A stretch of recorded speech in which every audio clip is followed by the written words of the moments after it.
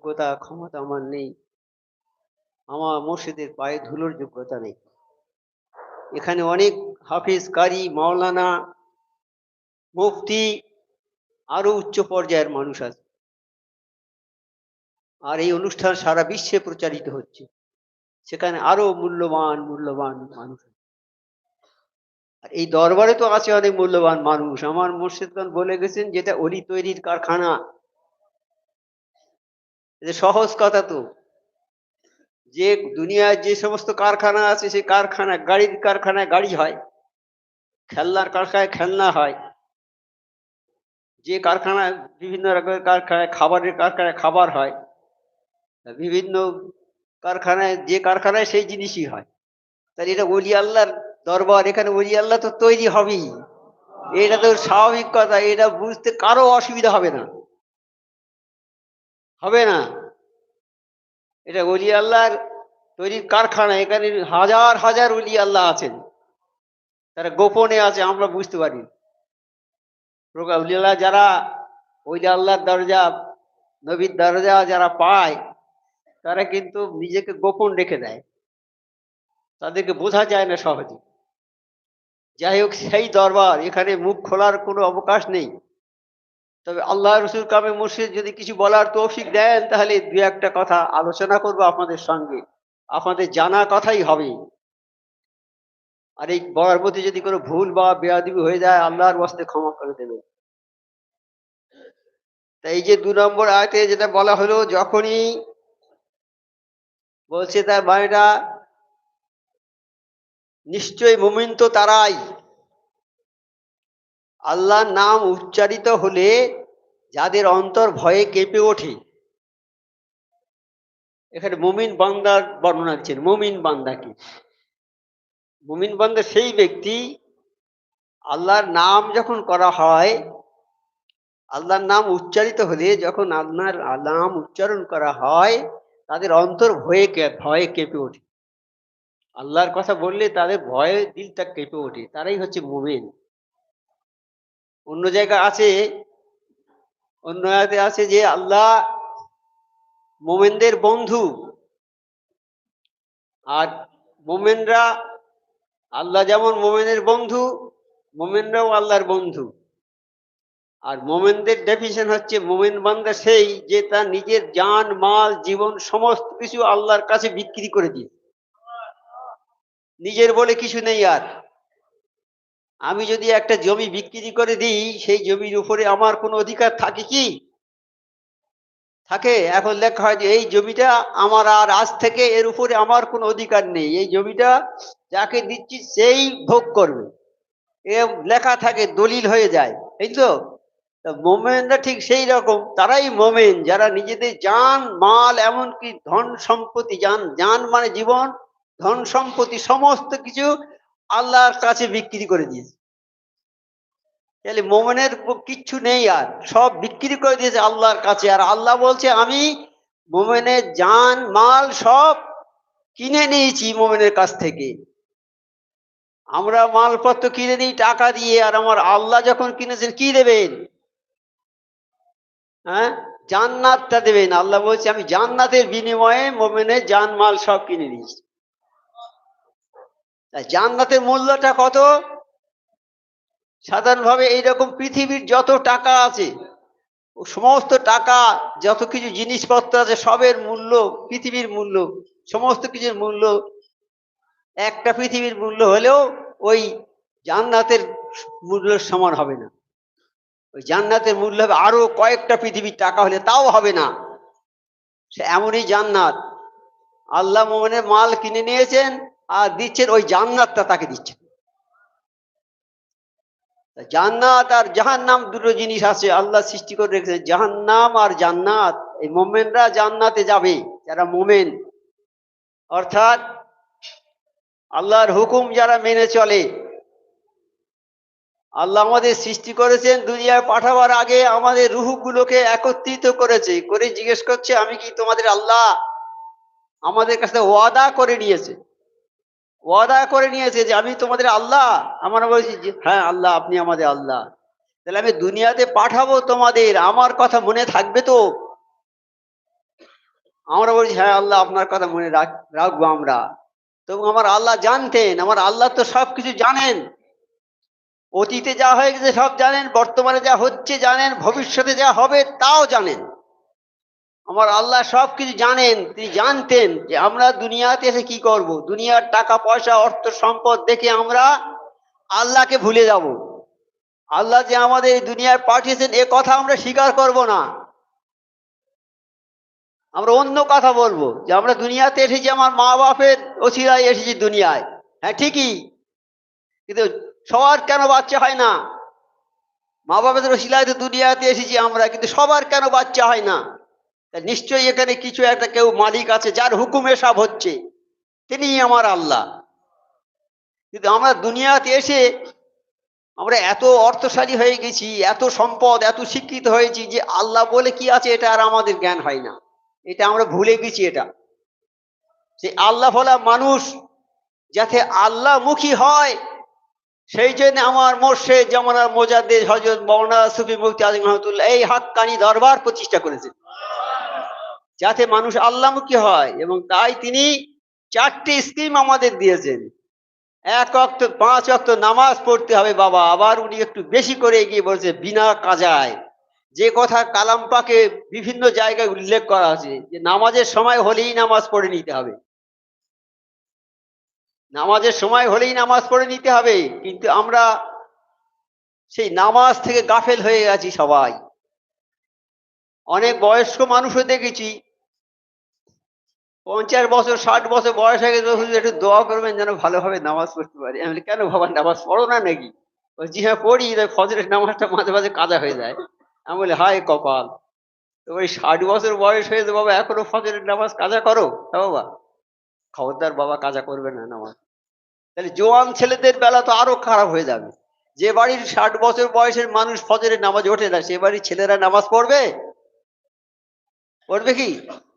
আমাদের দেখে তো পড়বে। একটা জোয়ান ছেলে যা 20 বছর বয়স হয়েছে, ভালো লেখাপড়া শিখেছে, সে এসে গ্রামে বাইরে ছিল, লেখাপড়া শিখে দেশে এসেছে, এসে দেখছি যে খেলার মাঠে গিয়েছে, খেলা হচ্ছে, খেলাটা যেই শেষ হয়ে গেছে সঙ্গে সঙ্গে উজু করে সে নামাজ দাঁড়িয়ে গেছে। তা প্রথম দিন এইটা দেখে গ্রামের ছেলেদের মধ্যে একটা এসে গেল যে আমার ওই ভাইটা এত লেখাপড়া শিখেছে, খুব অনেক লেখাপড়া শিখেছে, কিন্তু এ তো নামাজি লোক দেখি। পরবর্তী দিন খেলা করতে গিয়ে এ যখন অজু করে নামাজ পড়তে, সবাই অজু করে যুবকরা তার পেছনে দিকে। আমাদের দেখা দেখি তো শিখবে মানুষ। হ্যাঁ, আমার নবীকে তো আল্লাহ পাঠিয়েছেন সেই জন্যে যে আমার হে নবী তুমি আমার কোরআনের কথাগুলো সমস্ত মানুষকে বলে দাও, তাদেরকে বলে দাও সব আমার কথাগুলো। নবী পাক সাল্লাল্লাহু আলাইহি ওয়াসাল্লাম বলেছেন, সেই কথাগুলো প্রচার করেছেন সারা বিশ্বে। মানুষ যারা শুনেছে তারা আল্লাহমুখী হয়ে গেছে। যারা শুনেছে তারা সাহাবা, নবীর দরবারে যারা গিয়েছে তারা লেখাপড়া কিছু জানতো না, কিছুই জানতো না, নিরক্ষর ছিল তারা। কিন্তু নবীর দরবারে যাওয়ার পরে তাদের মধ্যে এমন একটা জ্ঞান, প্রত্যেক মানুষের মধ্যে একটা আল্লাহ প্রদত্ত জ্ঞান থাকে। সে স্কুলে না যাক, লেখাপড়া না শিখুক, কিন্তু আল্লাহর জ্ঞান একটা মানুষের মধ্যে থাকবে। এই আল্লাহ মানুষকে সর্বশ্রেষ্ঠ মখলুক করে সৃষ্টি করেছে, তার মধ্যে একটা জ্ঞান দিয়েছে। যারা লেখাপড়া শেখে সেই জ্ঞানটাকে আরো ধারালো করে নেয়। যারা লেখাপড়া শেখে বা যারা অনুশীলন করে বা কামেল অলি আল্লাহর দরবার আসে, নবীর দরবারে আসে, তারা ওইসব কথা শুনে তাদের ওই শিক্ষাগুলো শান দেওয়া হয়ে যায়। ছুরি ভোঁতা হয়ে গেছে, শানে দিলে ধারালো হয়ে যায়। তা তারা যখন অলি নবীর দরবারে যায়, ওই দিলে কিচ্ছু নেই, ভোঁতা হয়ে গেছে, লেখাপড়া জানে না, কিন্তু জ্ঞান আছে আল্লাহ প্রদত্ত কিছু জ্ঞান। ওই নবীর দরবারে যাওয়ার ফলে তাদের ওই দিলের ওই ভোঁতা জ্ঞানটাকে ধারালো হয়ে যায়, তারা বড় বড় হেকমতওয়ালা হয়ে যায়। হযরত ওমর ফারুক রাদিয়াল্লাহু তাআলা কিছু জানতেন, লেখাপড়া জানতেন না, কিছুই জানতেন না। যে সাহাবারা ছিল তারা কোনো মাদ্রাসায় যায়নি, কোনো স্কুলেই যায়নি, নবীর দরবারে আসার পরে তারা হেকমতওয়ালা হয়ে গেছে, বড় বড় হেকমতওয়ালা। হ্যাঁ, সেই রকম নবীর দরবার যখন থাকবে না তখন আমরা কোথায় যাব?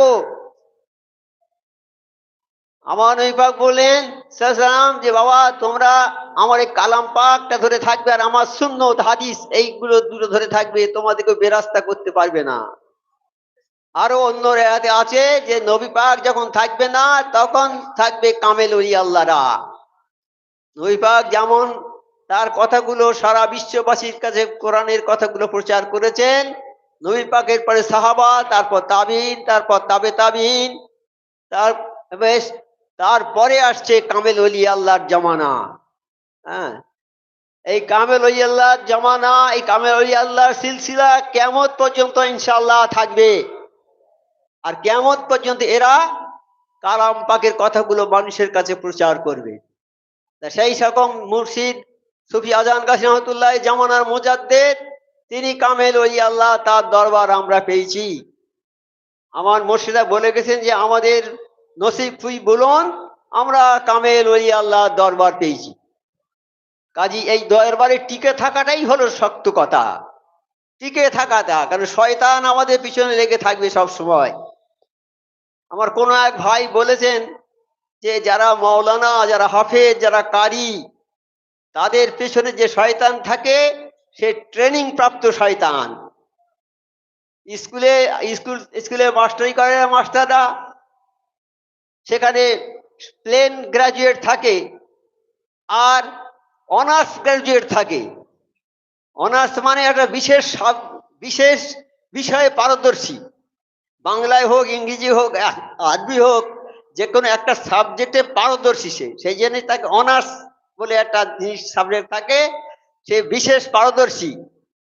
তা সেই রকম মাওলানা, হাফেজ, কারি, যারা যারা আল্লাহওয়ালা ব্যক্তি, তাদের পেছনে ওই ট্রেনিং প্রাপ্ত শয়তান থাকে। আর যারা কখনো নামাজ পড়ে, কখনো পড়ে না, কখনো ধরে, কখনো ছাড়ে, তাদের পেছনে শয়তান থাকে, তবে ওই রকম শয়তান থাকে না। সে জানে তো যে আমার দলভুক্ত লোক, আমি যদি কারো দলভুক্ত দেয়, সে আমার উপরে অত্যাচার করবে কি? আমি যখন তার বিরুদ্ধে যাব তখন আমার অত্যাচার করবে। সেই জন্য মাওলানা, হাফেজরা তো বিরুদ্ধে, শয়তানের বিরুদ্ধে, এরা প্রতিবাদ করবে। তো এরা এরা খারাপ কাজ করবে না, এরা ভালো কাজের কথা বলবে, মন্দ কাজে নিষেধ করবে। কাজে এদের পেছনে শয়তান লেগে থাকবে, ট্রেনিং প্রাপ্ত শয়তান। কাজে আমাদের সাবধান হয়ে থাকতে হবে, সবসময় বেশি সাবধান হয়ে থাকতে হবে। যাদের পিছনে শয়তান লেগে আছে, সবার পিছনে লেগে আছে শয়তান, শয়তান সবার কাছে আছে। নবী সাল্লাল্লাহু জিজ্ঞেস করেছেন সাহাবারা, হে আল্লাহর নবী, আপনার কাছেও কি আছে? বলে আমার কাছে আছে, কিন্তু সে আমাকে কোনো খারাপ কথা বলে না, সে আমাকে ভালো কথাই বলে, কারণ আমার কাছে সে পরাজিত। তা যখন আমরা ওই রকম হুকুম মেনে চলবো, শয়তান আমাদের থেকে পরাজিত হয়ে যাবে। শয়তান তখন আমাদের আর কোনো প্রশ্ন করবে না, তখন আমাদের ভালো কাজের নির্দেশ করবে। যাই হোক, আমরা খুব আমাদের নসিব বুলন্দ, আমরা এই দরবারে এসেছি। এই দরবারে যে এলো, সে যেন আমার মামা সাহেব একটু আগে বহন করছিলেন না, এই দরবারে যারা এলো তারা অন্ধকার থেকে আলোর মধ্যে এলো। আর এই দরবারে যারা আদবের সঙ্গে বসলো, তারা যেন 100 বছরে বেরিয়ে বাদাতে সওয়াব পেল। হ্যাঁ, আর যদি এই দরবারে আমাদের বসার জায়গা হয় না, বসার জায়গা আমরা দিতে পারি না, যদি কোনো মানুষ উঠে জায়গা করে দেয়, কোনো একটা লোককে বসার জায়গা করে দেয়, আল্লাহ বলছে আমি ওই ব্যক্তিটাকে কাল জান্নাতে জায়গা করে দেবো। তাহলে দরবারটা কি আছে বাবা? এই চ্যাটা বিছানা আছে, আর এই মা উপরে টিনের ছাউনি আছে, সাধারণ একটা মানে গরিব মিসকিনের দরবার, কিন্তু এটা আল্লাহর রহমত এখানে আছে।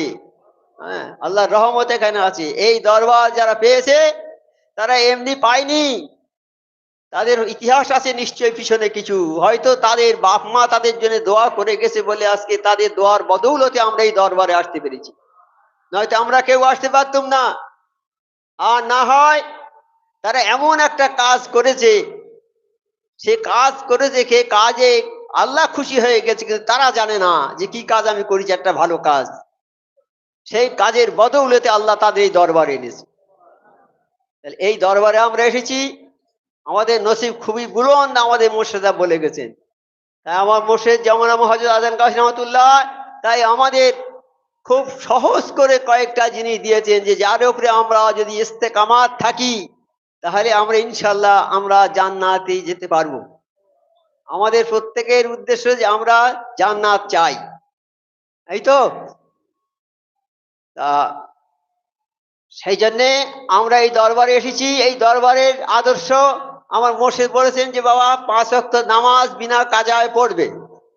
এই নামাজ সম্বন্ধে প্রতিদিন দরবারে প্রতি সপ্তাহে আলোচনা হয়।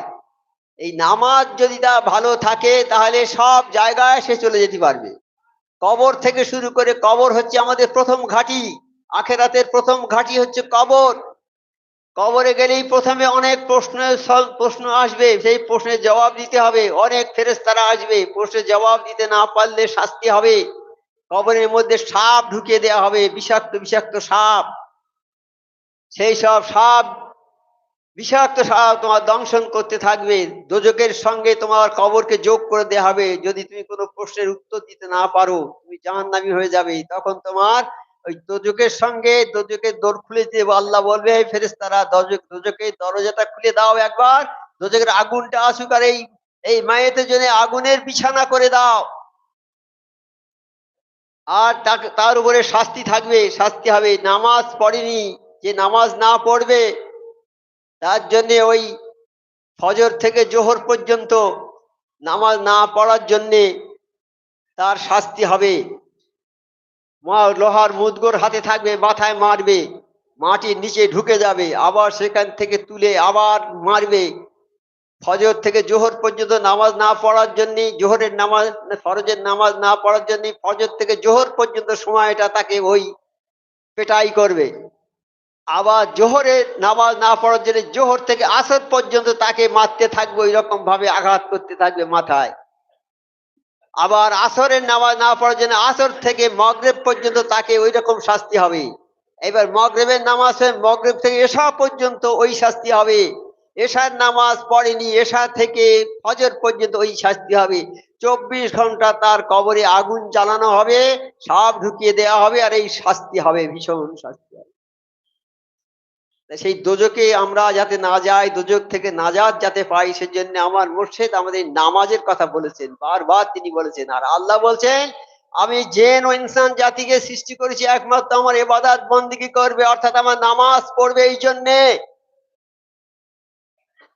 নামাজটা সবচেয়ে বড় জিনিস, সবচেয়ে বড় নেকির কাজ হচ্ছে নামাজ। সবচেয়ে উত্তম কাজ হলো নামাজ পড়া। আর এই নামাজ তোমাকে সমস্ত খারাপ জিনিস থেকে তোমাকে রক্ষা করবে। যদি কারো নামাজ ভালোভাবে হয়, সেই চোর যদি হয়, সে যদি নামাজি হয়, নামাজ তাকে চুরি ছাড়িয়ে দেবে। যে মানুষ খুন করে, সে যদি নামাজি হয়ে যায়, মানুষ খুন করা ছেড়ে দেবে।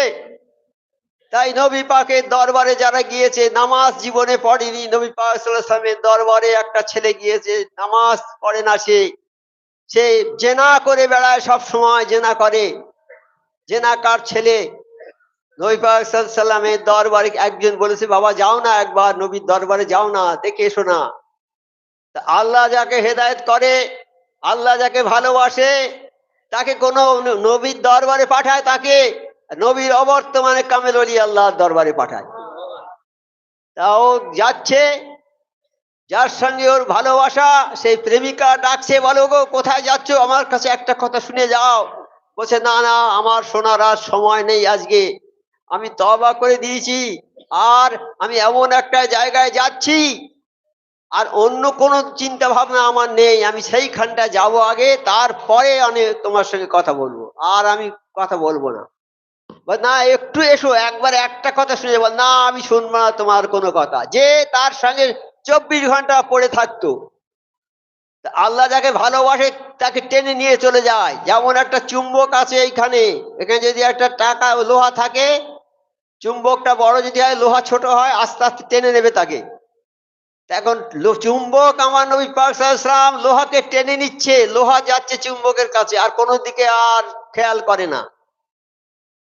গেল নবী পাক সাল্লাল্লাহু আলাইহি ওয়াসাল্লামের দরবারে।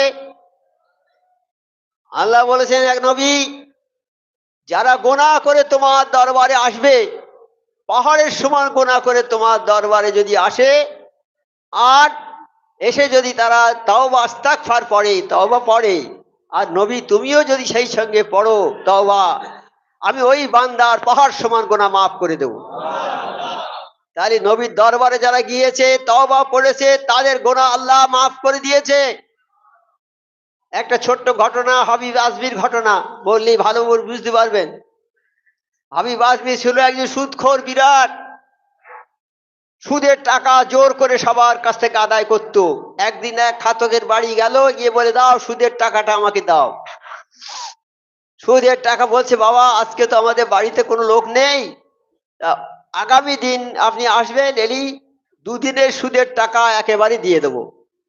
সুদখোরের অন্তরটা বড় কঠিন, মায়া মমতা কিছু নেই, বললো না হবে না। হাবিব আজমি কারো বাড়ি থেকে সুদ দিতে এসে খালি হাতে ফিরে যায় না, দিতেই হবে। তখন বলছে বাবা কিছু তো নেই, তবে একটা খাসির কল্লা কিনে দিয়ে গেছে ছেলেদের খাওয়ার জন্য, বাবা ওইটা যদি তুমি না যাও তাই নিয়ে যাও। তার দিলটা এত কঠিন, যদি কোনো মানুষ বলে যে বাবা বাচ্চাদের জন্য এইটা রেখে দিয়ে গেছে, এটা তুমি যদি পারো নিয়ে যাও, পাষাণ হৃদয় ছাড়া সরল হৃদয়ের মানুষ নিতে পারবে কি? কখনো পারবে না। সে বল না বাবা থাক, কিন্তু তার হৃদয়টা এত কঠিন হয়ে গেছে, কঠিন হৃদয় কত। সেই কল্লাটা নিয়ে বাড়িতে গেল, গিয়ে স্ত্রীকে বললো রান্না করো। রান্না করলো, রান্না করার পরে যখন একটা ভিখারি গিয়েছে, বলে বাবা আমার দুদিন খাওয়া হয় না, খেতে পাইনি, আমাকে কিছু খেতে দাও। বলছে যাও দূর হয়ে যা, আমাদের দুজন কোথা থেকে এলি, তোকে কি দেবো, যা দূর হয়ে যা। একটা মিসকিনকে তাড়িয়ে দিলে। মিসকিনকে আমার আল্লাহ অনেক ভালোবাসে, মিসকিন সম্বন্ধে অনেক আয়াত কালাম পাকে আছে। মিসকিনের সঙ্গে তোমরা এইরকম ব্যবহার করো না, মিসকিনকে ঘাড় ধাক্কা দিয়ে বাড়ি থেকে বের করে দিও না, তারা এলে তাদেরকে সম্মান করবে, তাদের খেতে দেবে। আল্লাহ বলবে কাল কিয়ামতের মাঝে তুমি তো আমাকে খেতে দাওনি, তুমি বড় ধনী, তোমাকে অর্থ দিয়েছি, অনেক কিছু দিয়েছি, অর্থ আমি তো দিয়েছি, আমি আল্লাহ। এই পৃথিবীতে দেখোনি কত গরিব মানুষ আছে আর ধনী আছে, এই গরিব যারা আছে আমি তাদের গরিব করে রেখেছি, আর ধনী যারা তাদের আমি ধনী করে দিয়েছি। তোমার কাছে আমি খেতে চেয়েছিলাম, তুমি তো দাওনি। বলে আল্লাহ আপনার কি অভাব, আপনি তো সারা পৃথিবীর মালিক, আপনার কিসের অভাব? বলছে ওই যে গরিব মিসকিনটা তোমার কাছে গিয়েছিল, বলছিল বাবা আমার দুদিন খাওয়া হয়নি, কিছু খেতে দাও, তুমি তাকে তাড়িয়ে দিয়েছ। তুমি যদি ওই গরিবকে খেতে দিতে, আমি আল্লাহ আমার খাওয়া হতো। তাহলে গরিবকে কোনো জিনিস দান করা মানে স্বয়ং আল্লাহকে দান করা। হাবিব আজমির তো হৃদয়টা কঠোর হৃদয়, সে তাড়িয়ে দিলে চলে গেল। এইবার বসে দাও খানা দাও, স্ত্রীকে বলছে খানা দাও। স্ত্রী তখন হাঁড়ির ঢাকনা আলগা করে দেখে সেই মাংসটা পুরোপুরি রক্তে পরিণত হয়ে গেছে, মাংস বলে কিছু নেই। তখন স্ত্রী ওইটা দেখে তার দিলটা কেঁপে উঠেছে। সে তখন বলছো গো তুমি কি আমাদের এই রক্ত খাওয়াচ্ছ এতদিন ধরে? আর হাবিব আজমির এই কথা শুনে তার দিলটা যেন চমকে উঠলো। আল্লাহ যাকে হেদায়েত করে সেই হেদায়েত হয়, আল্লাহ এইরকম ভাবে মানুষকে হেদায়েত করে। হাবিব আজমির দিলটা কেঁপে গেল, বাড়ি থেকে বেরিয়ে ছুটে বেড়াচ্ছে, একে জিজ্ঞেস করছে ওকে জিজ্ঞেস করছে ভাই আমি অনেক গোনা করেছি, সুদের দেনা করেছি, সুদখোর আমি, আমার কি করলে আমার এই জীবনটা ভালো হবে, এই আমার জীবনের গোনাগুলো সব মাফ হবে, কি করব আমি? একজন বলল বাবা তুমি ওই দরবারে যাও, হাসান বসরি রহমতুল্লাহ দরবারে, না উনি তো ওই জামানার ওলি, ওই হাসান বসরি রহমতুল্লাহ দরবারে যাও বাবা, তোমার জীবনের গোনা আল্লাহ মাফ করে দেবে, যাও। হাবিব আজমি যাচ্ছে, আর ছেলেরা রাস্তায় খেলা করছে, ছেলেরা বলছে এই সরে যা সরে যা, সুদখোর হাবিব যাচ্ছে, সুদখোর হাবিব যাচ্ছে। ওই সুদখোরের হাওয়া যদি আমাদের গায়ে লাগে আমরা অপবিত্র হয়ে যাব। হাবিব আজমি কথাটা কানে শুনে চলে যাচ্ছে, জিস আমি কি অপাংতেও, আমি কি কত খারাপ জিনিস লোক আমি, আমার দেখে ছেলেরা রাখাল গরু চালানোর ছেলেরা দূরে সরে যাচ্ছে। হাবিব আজমি চলে গেল, গিয়ে হাসান বসির দরবারে গেল। যেমন আমরা এসেছি আজকে সুফি আজান দরবারে, অনেক গোনা নিয়ে আমরা এসেছি, এসে আমরা এখানে কলেমা শাহাদাত পড়েছি, সুবহানাল্লাহ সাহেব কলেমা সব পড়েছি, ওজিফা পড়েছি, আস্তাগফার পড়েছি। আর পড়ার ফলে কি হয়েছে, আমাদের জীবনের সমস্ত গোনা আল্লাহ মাফ করে দেবে। সেই রকম ওই দরবারে গিয়ে যখন ওই তওবা পড়েছে, আর হাসান বসরি রহমতুল্লাহ সেই সঙ্গে কলেমা পড়েছে, তওবা পড়েছে, পড়ে যখন ফিরে আসছে তখন হাবিব ছেলেরা সেই খেলা করছিল, বলছে এই সরে যা সরে যা, হাবিব আজমির রহমতুল্লাহ আসছে, আমাদের হাওয়া যদি ওনার গায়ে লাগে আমরা অপবিত্র হয়ে যাব। তখন হাবিব আজমি বলছে হায় আল্লাহ, আমি কয়েক মিনিট আগে ছিলাম অপাংতেও, আমার গায়ের হাওয়া লাগলে মানুষ অপবিত্র হতো, কিন্তু আজকে আমি কামেল ওই আল্লাহ, তোমার দোস্তের দরবারে যাওয়ার ফলে আমার জীবনের সে গুনাহ সব আল্লাহ তুমি মাফ করে দিয়েছো। আর সেই খবরটা ওই ছেলেদের মাধ্যম দিয়ে আমাকে জানিয়ে দিও। তাই কামেল ওলি আল্লাহর দরবারে আমরা এসেছি, আমাদের জীবনের সমস্ত গুনাহ মাফ করে দিয়েছে আল্লাহ। আমাদের নসিব খুবই বুলন্দ, তবে আমার মুর্শিদের হুকুম, এই হুকুমগুলো আমাদের পালন করে চলতে হবে। আমার মুর্শিদ চারটে জিনিস দিয়েছেন: 5 ওয়াক্ত নামাজ, 5 ওয়াক্ত ওজিফা, হালাল রুজি, সাধ্যমতো পরেজগারি। তা নামাজের বয়ান তো হয়ে গেল, অনেক হচ্ছে প্রতিদিন। নামাজ পড়তেই হবে, নামাজ না পড়লে তার কিছুই হবে না। কাল কিয়ামতের ময়দানে যখন মানুষ সব জমা হয়ে যাবে, আল্লাহ বলবে, হে আমার বান্দারা, দুনিয়াতে তোমরা তো ছিলে, আমি তো তোমাদের বলেছি নামাজ পড়ার জন্য। আমার সর্বপ্রথম হুকুম তোমরা নামাজ পড়ো। তোমরা নামাজ কেমন ভাবে পড়েছো একবার পড়ে আমাকে দেখাও। সমস্ত মানুষ আল্লাহু আকবার বলে সেজদায় যাওয়ার চেষ্টা করবে, কিন্তু কিছু লোক সেজদায় চলে যাবে, আর কিছু লোক সেজদায় যেতে পারবে না। তাদের পিঠের মেরুদণ্ডটা এমন শক্ত হয়ে যাবে, সামনে তারা যেতে পারবে না, পেছন দিকে তারা পড়ে যাবে। পেছন দিকে পড়ে যাওয়ার পরে তারা উঠবে যখন, তাদের মুখটা একবার কালো হয়ে যাবে। আর আল্লাহু আকবার যারা সামনে সেজদা দেবে, যারা সব সময় নামাজ পড়েছে, সেজদা করেছে, হ্যাঁ, সামনে তাও উঠবে, তারা আল্লাহু আকবার উঠবে, তাদের মুখটা সাদা হয়ে যাবে। ওই কিয়ামতের ময়দানে দুটো দল হবে, একটা কালো মুখ আলা, একটা সাদা মুখ আলা। দুনিয়াতে দুটো দল আছে, একটা আল্লাহর দল, একটা শয়তানের দল। একটা হেজবুল্লাহ, একটা হেজবুল শয়তান। একটা হকের দল, একটা না হকের দল। একটা সত্যের দল, একটা মিথ্যার দল। একটা আলোর দল, একটা অন্ধকারের দল। এই দুটো দল আছে দুনিয়ায়, থাকবে কিয়ামত পর্যন্ত। আর দুনিয়ার পরে আখেরাতেও দুটো দল থাকবে, একটা সাদা মুখের দল, একটা কালো মুখের দল। সাদা মুখ যাদের হবে তারা জান্নাতি, আর কালো মুখ যাদের হবে তারা জাহান্নামী। জাহান্নামীদের গরু ছাগল মতো পিটিয়ে পিটিয়ে জাহান্নামের দিকে নিয়ে যাবে। জাহান্নামের ফেরেশতারা বলবে, ভাই তোমরা দুনিয়াতে তো 40, 50, 60 বছর ছিলে, কিন্তু তোমরা এমন কি কাজ করেছো যে যার জন্য তোমাদের জাহান্নামে আসতে হলো? তারা বলবে, আমরা 1 নম্বর বলে আমরা নামাজ পড়িনি, আর 2 নম্বর বলে মিসকিনদের খানা খাওয়াইনি। এই দুটো কথা বলবে। তা সেই নামাজ আমরা পড়িনি, সেই নামাজ যাতে আমরা পড়ি, সেই জন্য আমার মুর্শিদ আমাদের স্পেশাল ভাবে এইটা বলেছেন যে, বাবা তোমরা 5 ওয়াক্ত নামাজ সবাই বিনা কাজায় পড়বে। তারপরে কি হচ্ছে, 5 ওয়াক্ত নামাজ, 5 ওয়াক্ত ওজিফা। এই 5 ওয়াক্ত ওজিফাটাও পড়বে। নামাজ পড়লুম আমি, 5 ওয়াক্ত ওজিফাটা পড়লুম না, তাই মুর্শিদের হুকুম পালন করা হলো না। মুর্শিদের হুকুম পালন করতে হবে, যেটা বলেছেন। আমরা জানি না, আমরা ছোট ছেলে, স্কুলে গিয়েছি, আমাকে শিক্ষক শেখাচ্ছে, বলো এটা অ, বলছি অ, এটা কি আ, সেইটা বলছি ওটা কি হস্যই। মুর্শিদ এই শিক্ষক মশাই যেটা শিখিয়েছে সেইটি আমরা শিখেছি। তা আমরা এই দরবারে এসেছি, আমার মুর্শিদ আমরা কিছুই জানি না। আমরা শুধু খালি হাতে এসেছি দরবারে। আমার মোর্শেদ আমাদেরকে ট্রেনিং দিচ্ছে, বাবা বলো এইটা অ, এইটা আ, এইটা হস্যই।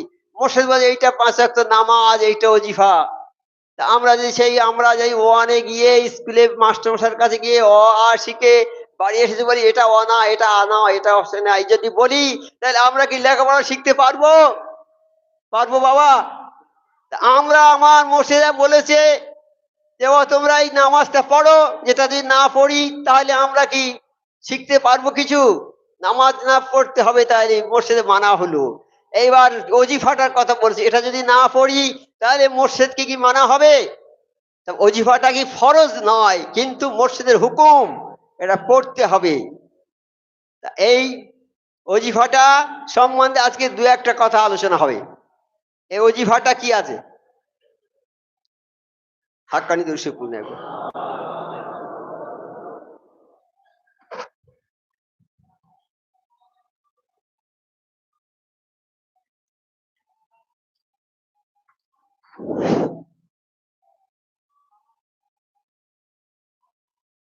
আমার মোর্শেদ সুফি আজম গাজী রহমতুল্লাহ হাদিস শরীফ থেকে 5টা কলেমা, কলেমা সুবহানাল্লাহ, কলেমা কলেমা শাহাদাত, কলেমা সুবহানাল্লাহ, লা হাওলা, সুবহুন কুদ্দুসুন, আস্তাগফার। এই 5টা কলেমা আর কালাম পাক থেকে 4টে সূরা, সূরা ফাতিহা, সূরা ইখলাস, ফালাক, নাস, এই আর দুরূদ শরীফ। এই হচ্ছে এই ওজিফা আমার মোর্শেদ দিয়েছেন। 5 ওয়াক্ত নামাজের আগে অথবা পরে অজুর সহিত নিম্নলিখিত হাক্কানি ওজিফা আমল করবেন।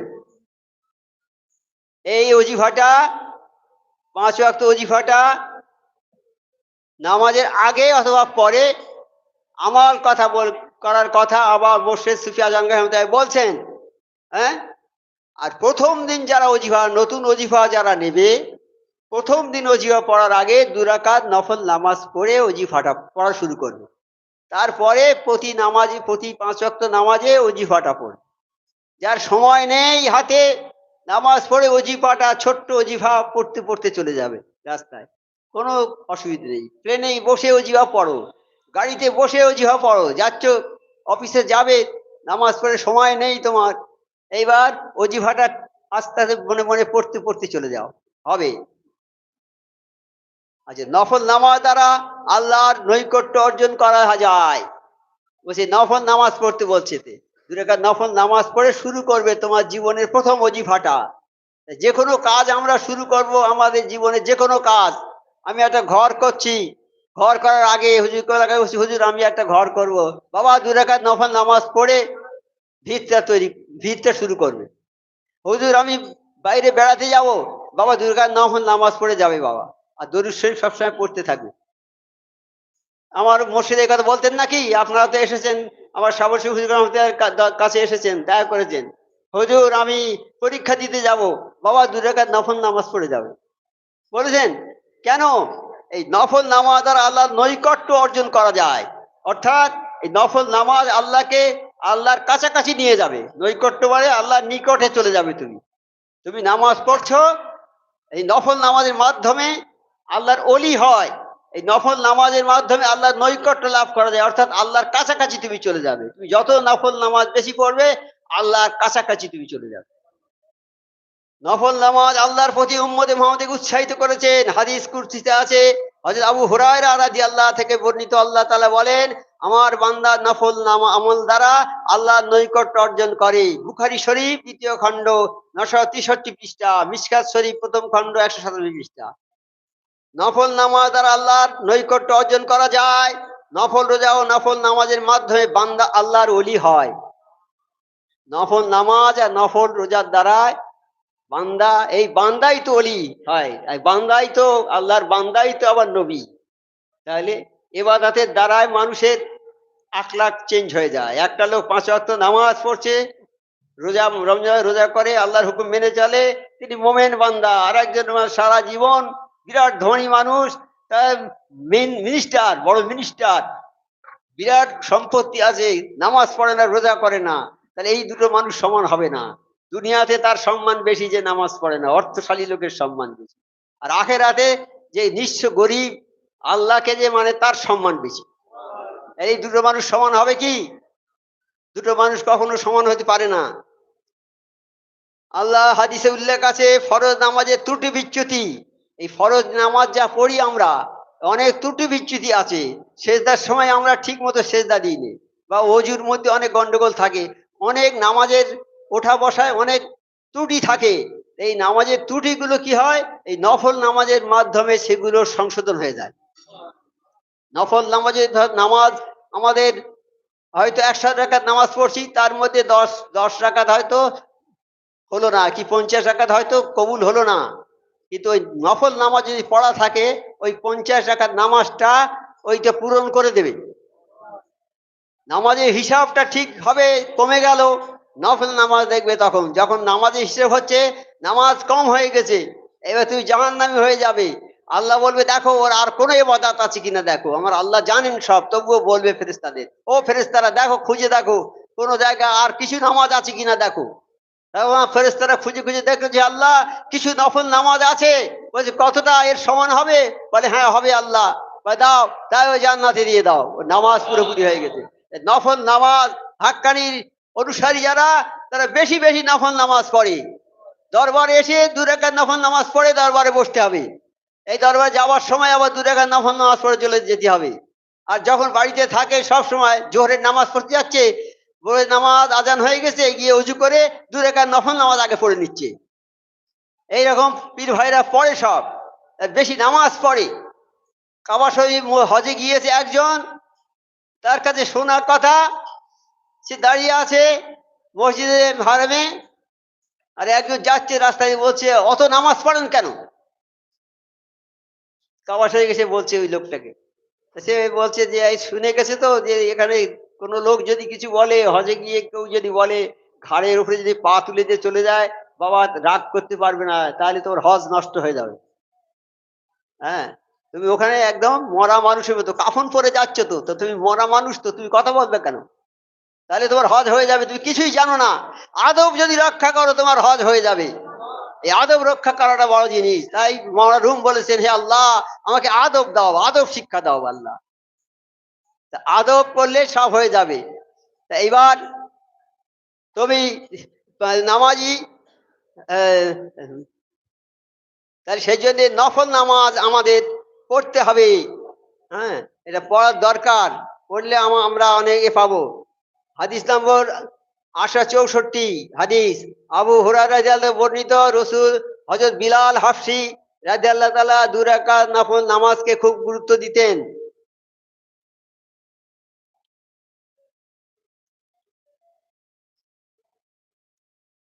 হাফসি গোলাম 2 রাকাত নফল নামাজকে খুব গুরুত্ব দিতেন। একদিন নবী করিম সাল্লাল্লাহু আলাইহি সাল্লাম হযরত বিলাল রাদিয়াল্লাহুকে বললেন, মেরাজের রাতে জান্নাতে গিয়ে আমি তোমার পায়ের শব্দ শুনতে পেয়েছি। আমার নবী পাক সাল্লাল্লাহু আলাইহি সাল্লাম যখন জান্নাতে গিয়েছিলেন, এই মেরাজে গিয়েছিলেন, তখন আল্লাহ আমার নবীকে বললেন, নবী, আল্লাহকে জিবরাইলকে বললেন, হে জিবরাইল, তুমি আমার নবীকে নিয়ে জান্নাত আর জাহান্নাম গুলো দেখিয়ে দাও। কেন, এর কারণটা কি? এখন যারা স্কুলে ছেলেরা পড়ে, একটা বিজ্ঞানের ছাত্র, বিজ্ঞান সাবজেক্টটাই হাতে কলমে কিছু পরীক্ষা আছে। যেমন আলো যেমন একটা প্রাণী, আমরা প্রাণী, বাতাসের মধ্যে অনেকগুলো গ্যাস আছে, আমরা কোন গ্যাসটা গ্রহণ করি, টেনে নিই যখন, তখন বাতাসের সব গ্যাসগুলো আমরা টেনে নিই, নিয়ে আবার ছেড়ে দিই। যখন ছেড়ে দিই, কোন গ্যাসটা ছেড়ে দিই? যে গ্যাসটা আমাদের কাজে লাগে সেটার নাম হচ্ছে অক্সিজেন। ওই রুগী যখন মরে যাচ্ছে, হাই ফাই করছে, তখন অক্সিজেন এনে দেয় না, ওই অক্সিজেন গ্যাসটা আমরা নিই, বাতাস সব টেনে নিই, নিয়ে অক্সিজেনটা আমাদের কাজে লেগে যায়, আমরা ধরে রেখে দিই, বাকিটা ছেড়ে দিই। নিঃশ্বাস একবার নিই একবার ছাড়ি তো।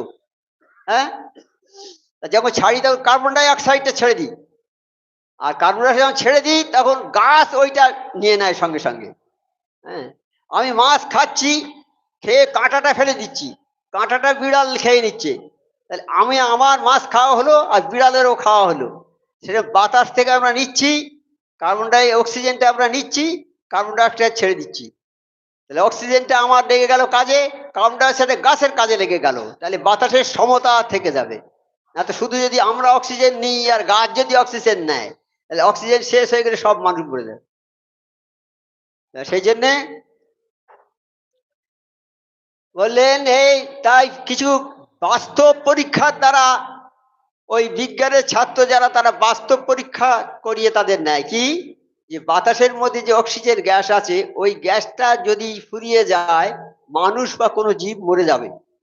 তাই এইরকম একটা টেবিলের উপরে একটা ইঁদুর বাচ্চা দেখেছে জানতো, আর একটা কাঁচের বেলজার এরকম এইরকম ঢাকা দিয়েছে, ওর মধ্যে ইঁদুর বাচ্চা দেখা যাচ্ছে, ওর ভেতরে কিছু বাতাস আছে, এইভাবে ঢাকা। খানিকক্ষণ পরে দেখা যাবে ইঁদুর বাচ্চারা ছটপট ছটপট করে মরে গেল। এইবার ছেলেদের দেখাচ্ছে মাস্টারমশাইরা, এই বাবা দেখো তো এই ইঁদুরটা কেন মরে গেল। এর কারণ বাতাসের অক্সিজেন যে গ্যাস ছিল, যখন ওই জার ঢাকা হয়েছে, ওই জারের ভেতরে যেটুকু গ্যাস ছিল অক্সিজেন, সেই গ্যাস যতক্ষণ সে পেয়েছে ততক্ষণ সে জীবিত ছিল, যখন অক্সিজেনটা ফুরিয়ে গেছে নিতে নিতে, তখন ওই মরে গেল। বাস্তব হাতে তাদের দেখিয়ে দিয়েছে, ওই প্র্যাকটিক্যাল করে, কই কোন কোন গ্যাস মিলে পানি হয় তাও পরীক্ষা করে দেখিয়ে দেয়, তাহলে ওদের শিক্ষাটা পুরোপুরি হাতে কলমে হয়। সেই রকম আমার আল্লাহ হাতে কলমে শিক্ষা দেওয়ার জন্যে হাতে কলমে শিক্ষা দিচ্ছে। তাই নবী পাককে হাতে কলমে শিক্ষা দিচ্ছে যে তুমি দোজকটা দেখে যাও বাস্তবে। আমরা কি দোজক দেখেছি? তাই যখন এই মজলিস হচ্ছে, এই মজলিসে আসমান থেকে এই মজলিস পর্যন্ত, জমিন পর্যন্ত ফেরেশতারা লাইন দিয়ে সব দাঁড়িয়ে আছে, আর কিছু ফেরেশতা এরা ঘিরে আছে সব। মজলিস শেষ হয়ে যাবে যখন, তখন ফিরে যাবে। আমার আল্লাহ তো সব জানেন, তবু জিজ্ঞেস করবে ফেরেশতারা তোমরা কোথায় গিয়েছিলে? ফেরেশতারা বলবে হে আল্লাহ আমরা গিয়েছিলাম বাগবাড়িতে। কি হচ্ছে সেখানে? আল্লাহ আপনার গুণগান হচ্ছে, শুধু আপনার গুণগান হচ্ছে। বলে ওরা কি চায়? ওরা আমার গুণগান করছে, ওরা কি চায়? তখন ফেরেশতা বলছে আল্লাহ ওরা জান্নাত চায়। বলে ওরা কি জান্নাত দেখেছে? বলে না। যদি জান্নাত না দেখে থাকে ওই রকম করছে, জান্নাত দেখলে ওরা তাইলে আর খাওয়া দাওয়া ত্যাগ করে আমার সব সময় আমার নাম জপ করতো। তাহলে ওদের জান্নাত চায়। আর কি চায়? যে চায় ওরা ওদের জীবনের, তার জীবন সে নিষ্পাপ হয়ে এলো, সেই রকম কামে এলো। শুধু তাই নয়, এই দরবারে যারা আসার নিয়ত করে বাড়ি থেকে বেরোবে যে আমি আল্লাহর দরবারে যাব, 70,000 রহমতের ফেরেশতারা তাদের দানা বিছে তাজিম করতে থাকবে তাদের। আর বাড়িতে ফেরা না পর্যন্ত তারা আল্লাহর কাছে দোয়া করবে। তারা 70,000 যাদের জন্য দোয়া করবে তারা সবাই জান্নাতি। তাহলে আমরা কি চিন্তা করতে পারবো যে কোন জায়গায় এসছি আমরা? বাবা চিন্তা হবে আমাদের, আমাদের হিসেবে হবে, হবে না হিসাবের বাইরে। আল্লাহ যেন আমাদের এই দরবারে সবসময় টিকে থাকার তৌফিকটা দেয়। আর অজিফাটার কথা আলোচনা বেশি হলো না বাবা, তবু একটা কথা বলে দিই। এই অজিফার মধ্যে সর্বপ্রথম হচ্ছে কলেমা শাহাদাত। এই কলেমা শাহাদাত হচ্ছে আল্লাহ তাআলা ব্যতীত আর কোনো মাবুদ নেই। কলেমা শাহাদাত তার অর্থ হলো আল্লাহ ছাড়া কোনো মাবুদ নেই, তিনি এক, তার কোনো শরীক নেই। আল্লাহ ছাড়া কোনো মাবুদ নেই, আল্লাহ সর্বশ্রেষ্ঠ, তিনি ছাড়া কেউ নেই, তিনি সবার উপরে। আর তার কোনো শরীক নেই। আমরা যেমন বাপের ছেলে দুটো তিনটে থাকি, শরীক থাকি, আল্লাহর কোনো শরীক নেই। আল্লাহ এক এবং অদ্বিতীয়, দ্বিতীয় কোনো আল্লাহ নেই।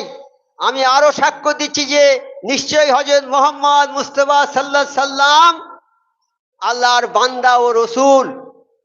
এই কথা যারা বলবে, হযরত উবায়দা বিন সামিত রাদিয়াল্লাহু বলেন রাসূল সাল্লাল্লাহু বলেছেন যে ব্যক্তি এই সাক্ষ্য দেয় যে আল্লাহ ছাড়া কোনো ইলাহ নেই, তার কোনো শরীক নেই, আর হযরত মুহাম্মদ সাল্লাল্লাহু আলাইহি সাল্লাম তার বান্দা ও রসুল, তাহলে আল্লাহ তাআলা তাকে জান্নাতে দাখিল করবেন। এই কথাটা যে বলবে কলেমা শাহাদাত, আল্লাহ তাআলা তাকে জান্নাতে দাখিল করবেন, যদিও তার আমল যাই হোক না কেন, তার আমল যত কমই হোক যাই হোক না কেন, এই কথাটা যদি বলে শুধু, তার মানে আল্লাহ এক অদ্বিতীয়, আল্লাহ ছাড়া কোনো মাবুদ নেই, তার কোনো শরীক নেই, আর হযরত মুহাম্মদ মুস্তাফা সাল্লাল্লাহু আলাইহি ওয়াসাল্লাম তার বান্দা আর রসুল। এই কথাটার উপরে আমার কায়েম থাকতে হবে কিন্তু, তাহলে আমি জান্নাতে চলে যাব, আমার আমল যাই হোক। সেই কলেমা শাহাদাত আমাদের ওজিফার মধ্যে। তাহলে আমাদের নসিবটা কত বুলন্দ নসিব!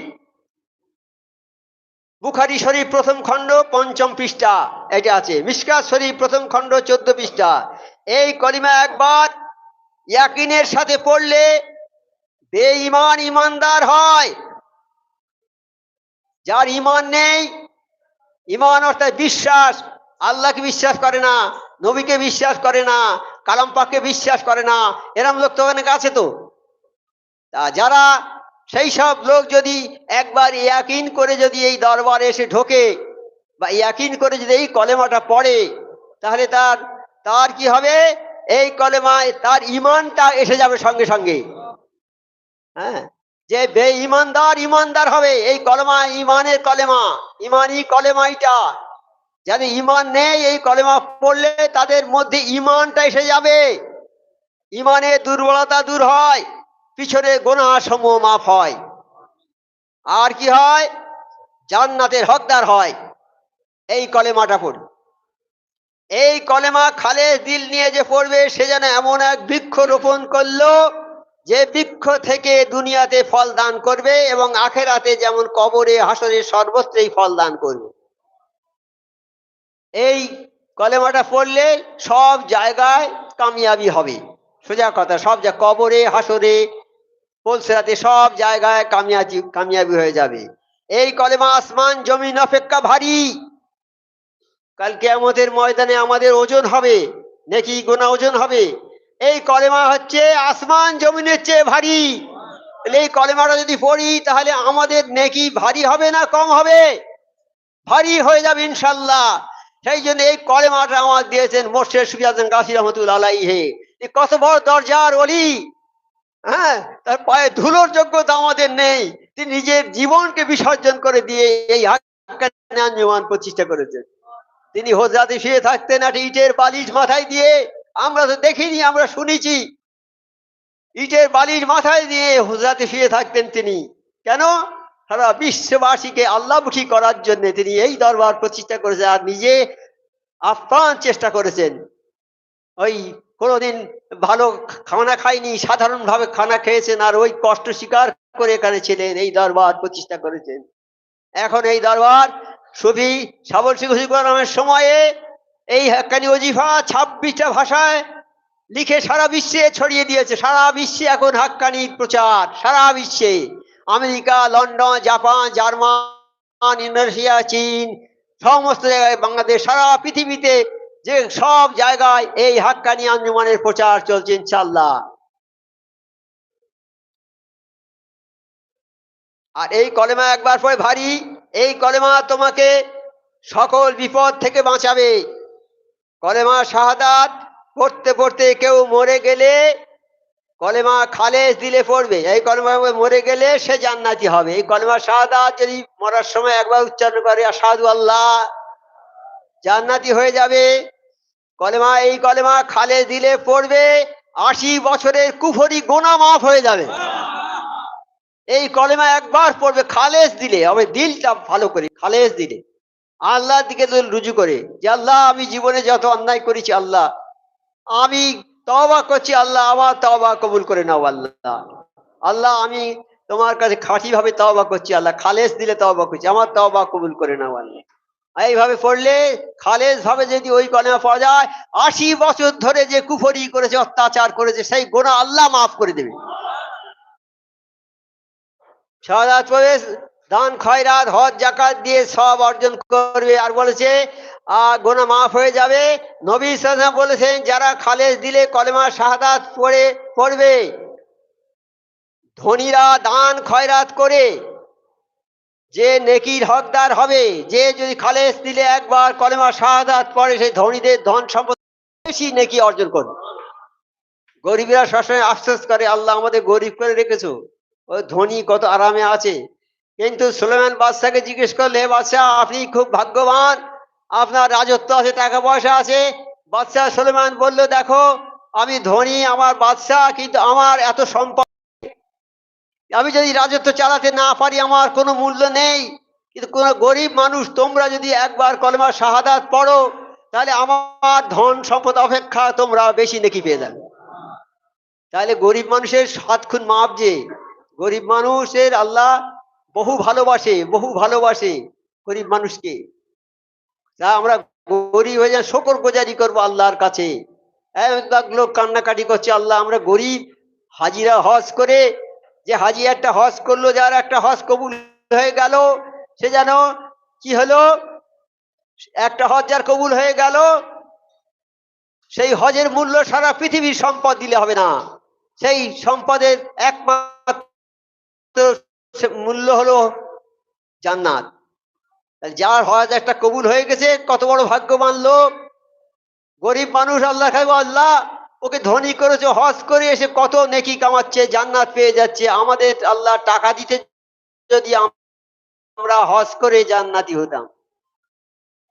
তাদের জীবনে আর টাকা পেল না, কোনোদিন টাকা তাদের পেল না, আল্লাহ দিল না, তারা মরে গেল। কাল কিয়ামতের ময়দানে কালকে এখন হজের ময়দানে হজ যখন হয়, হজের ময়দানে হাজিরা যখন গিয়ে আরাফাতের ময়দানে বসে আল্লাহর কাছে কান্নাকাটি করে, হাত তুলে বলে, আল্লাহ আমরা ঘর বাড়ি ছেলে বিবি বাচ্চা সব ত্যাগ করে তোমার দরবারে এসেছি, আল্লাহ তুমি কোথায়, আমাদেরকে একবার দেখা দাও। আল্লাহ তখন বলে, ওহে ফেরেশতারা, যারা আমাকে দেখার জন্য আহাজারি গিরিজারি করে কাঁদছে, তাদের তোমরা সবাই সাক্ষী থেকো, তাদের তাদের তাদের নামগুলো তোমরা হাজির দপ্তরে লিখে নাও। তোমরা সাক্ষী থেকো, আমি বলছি আল্লাহ, ওদের নামগুলো তোমরা হাজির দপ্তরে লিখে নাও। আর শোনো আর একটা কথা, যেসব মানুষেরা হজে আসতে পারেনি, গরিব মানুষ কান্নাকাটি করেছে যে আল্লাহ আমাদের যদি টাকা দিতে আমরা হজে যেতাম এবং হাজিদের মতো নেকি পেয়ে যেতাম, কিন্তু আমাদের টাকা হলো না, আমরা সে হজও করতে পারলাম না। ওদের এই নিয়ত করার জন্য হজের সমান সওয়াব ওদের দান করে দাও, আল্লাহ ওদের হাজির সমান সওয়াব দান করে দিলেন। তাহলে গরিব মানুষের তো 7 খুন মাপ, শুধু নিয়তটা করার জন্য পেয়ে গেল হজের সওয়াব।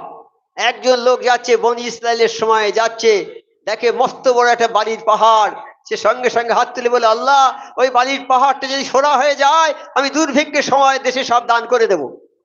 চলে গেল, পরের দিন রাত্রে স্বপ্ন দেখাচ্ছে, হয় অমুক, কোনো মানুষের দিয়ে স্বপ্ন দেখাচ্ছে, আল্লাহ বলছে অমুক, ওকে বলে দাও যে ও যে নিয়ত করেছে, আল্লাহ এই বালির পাহাড়টা যদি সোনা পাহাড় না সোনা হলে, যে দান করলে যে নেকি হচ্ছে, সেই নেকি আমি ওকে দান করে দিল। আমি তো গরিব মানুষ করতে পারিনি, যদি বলি আল্লাহ আমার আর আল্লাহ সময় দিল না, কিন্তু আমি মরে গেলাম, 1 লক্ষ লোকের স্কুলে সব নিয়ে আমি চলে গেলাম। এই নিয়তটা হচ্ছে সবচেয়ে বড় জিনিস। নিয়ত না করলে কোনো কিছু হবে না। নামাজ পড়তে গেলে নিয়ত করতে হবে, যে কোনো কাজ করতে গেলে নিয়ত করতে হবে।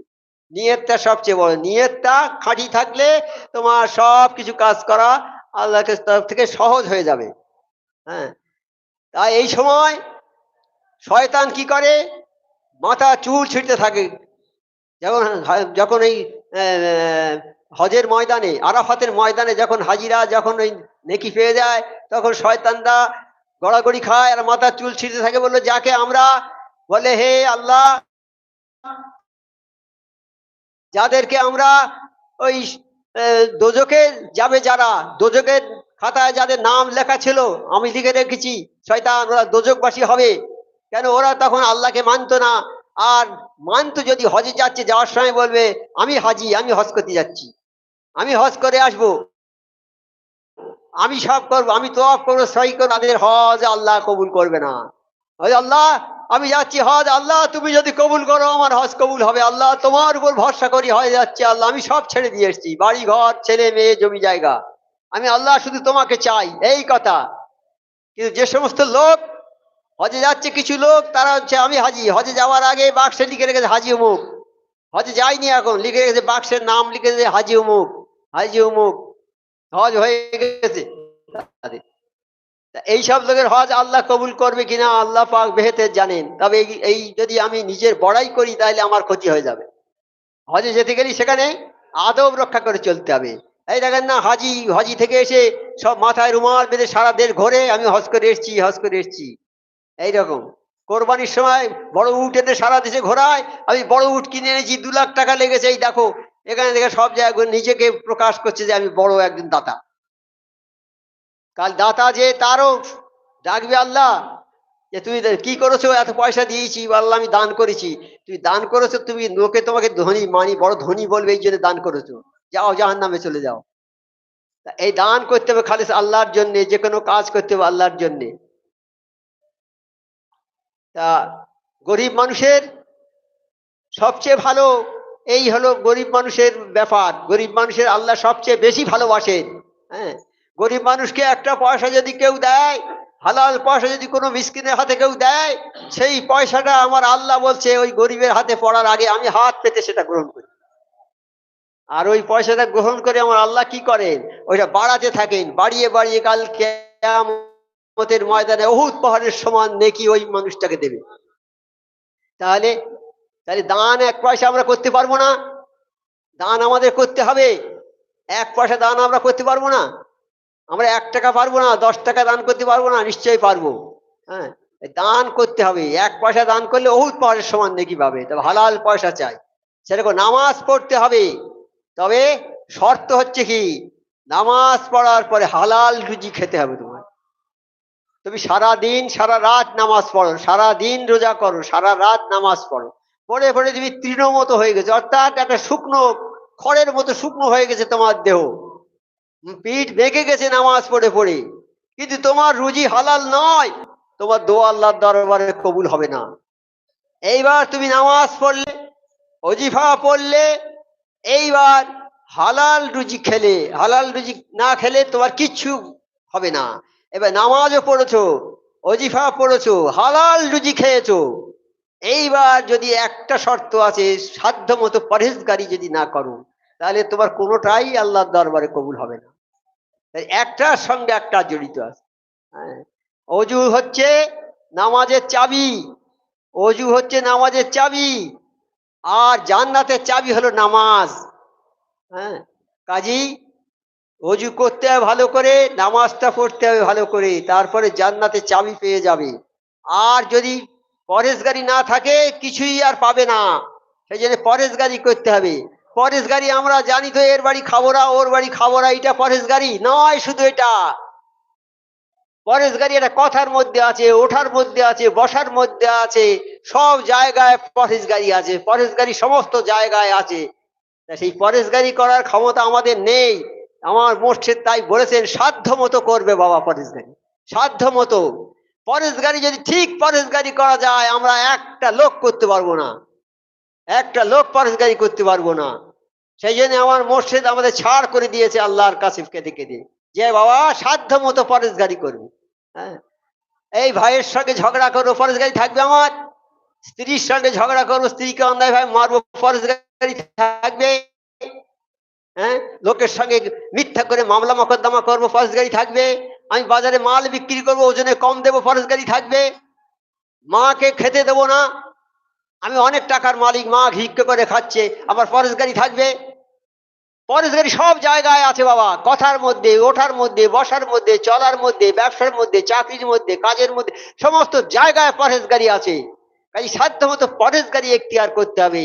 এই 5 ওয়াক্ত নামাজ, 5 ওয়াক্ত ওজিফা, হালাল রুজি, সাধ্য মতো পরেশগারি, এই 4টে আমাদের মধ্যে থাকতে হবে বাবা। যদি না থাকি, তাহলে আমাদের জান্নাত পাওয়ার আশা সুদূর করা হবে। আমরা চেষ্টা করব আল্লাহ পাক যেন আমাদের সবাইকে তৌফিক দেয়। আমার মোর্শেদের এই 4টে হুকুম, এই হুকুমটা আমার মোর্শেদের নয়, এ আল্লাহর তরফ থেকে এই হুকুম, এই আল্লাহর তরফে হুকুম, আমরা যেন এটা করতে পারি। হে আল্লাহ, আমাদের সবাইকে সে তৌফিকটা দিও আল্লাহ। আল্লাহ যদি তৌফিক না দেয়, আমাদের একটা পা তুলে আর একটা পা ফেলার ক্ষমতা হবে না। আল্লাহ যেন আমাদের সবাইকে 5 ওয়াক্ত নামাজ, 5 ওয়াক্ত ওজিফা, হালাল রুজি, সাধ্য মতো পরেশগারি করার তৌফিকটা দেয়। একবার হাক্কানি দরুদ শরীফ পড়ুন। আল্লাহুম্মা সাল্লি সাল্লিম বারিক আলা রাসূলিল কারীম।